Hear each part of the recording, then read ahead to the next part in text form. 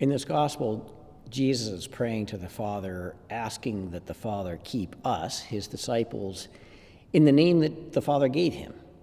That somehow this name, Jesus, has the power to protect us, to save us in some capacity. And quite frankly, we understand that that's what the name means. Jesus means God saves. But what's the power of a name? Does it really have some magical influence to change the course of history? We have kind of a love-hate relationship with names.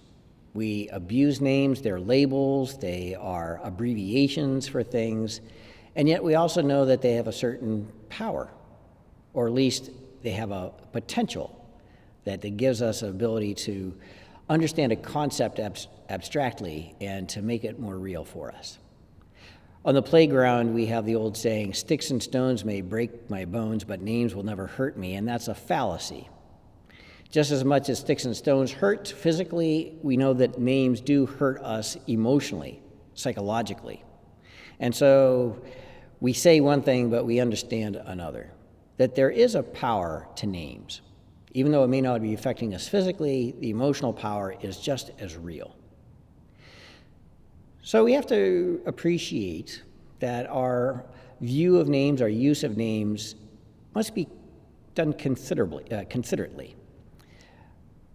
There was a point in my life when I thought my name, Mark, was kind of I didn't care for it.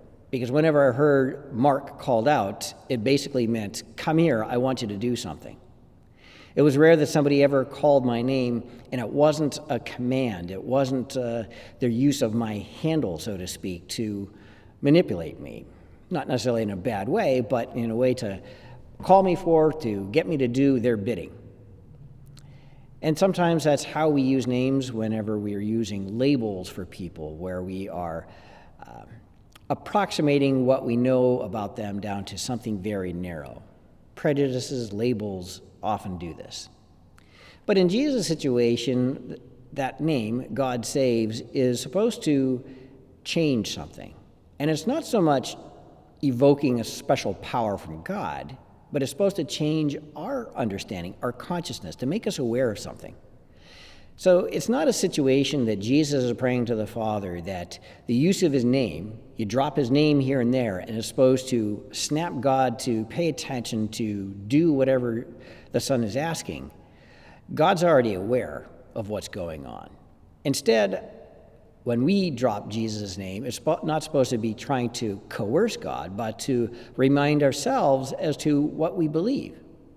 That God does save, that God is present in each and every situation, and that in the midst of that situation, there's an opportunity, there's a choice, there's an awareness to be had, and it is in that sense of consciousness, or a greater sense of awareness, that we are changed in the process.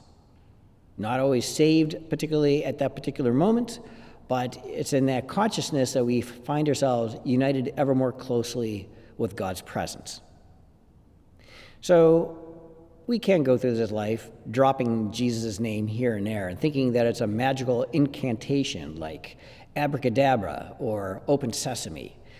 But that's not how salvation works. Instead, when we are consciously aware of God's saving us, constantly aware of God's presence with us, we might already be saved, but more importantly, we're experiencing the kingdom here and now.